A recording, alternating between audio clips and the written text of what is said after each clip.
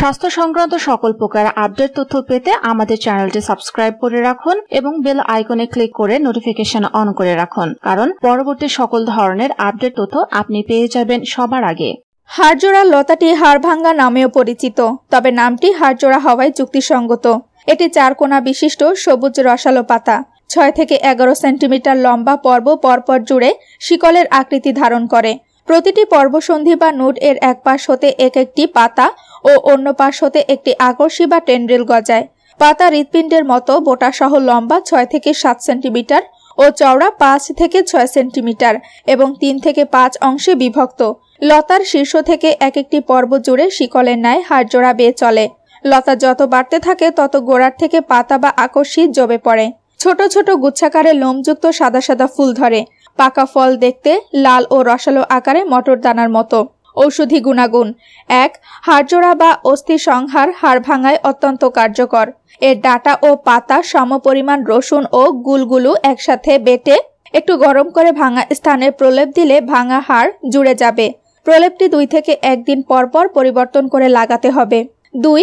হাড়জোড়ায় অক্সোস্টেরয়েড নামক একটি রাসায়নিক যৌগ রয়ে যা ভাঙা হাড় জোড়া লাগাতে সাহায্য করে।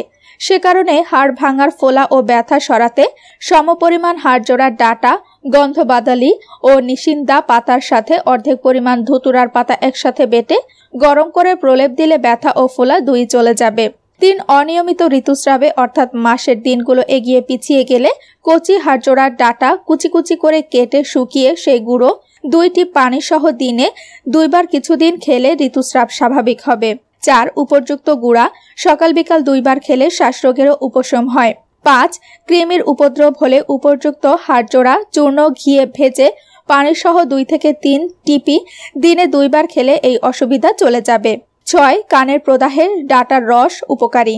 কানে পুঁজ হলে 50 গ্রাম সরিষার তেলে 25 গ্রাম হাড়জোড়ার ডাঁটা চাকা চাকা করে কেটে আলু ভাজার মতো ভেজে ওই তেলের 2 থেকে 1 ফোঁটা করে কানে দিলে কানের প্রদাহ সেরে যাবে। 7. হাড়জোড়া লতা ও পাতার অ্যালকোহলীয় নির্যাস উচ্চ রক্তচাপ রোধ ও মূত্রবর্ধক হিসেবে কাজ করে। 8. কচি ডাঁটার ভস্য বদহজম, পেট ফাঁপা ও অন্যান্য পেটের পীড়ায় ঔষধ হিসেবে ব্যবহার হয়। 9. কোনো কারণে নাক দিয়ে রক্ত পড়লে এই ডাঁটার রস নাকে ব্যবহার করলে রক্ত পড়া বন্ধ হবে।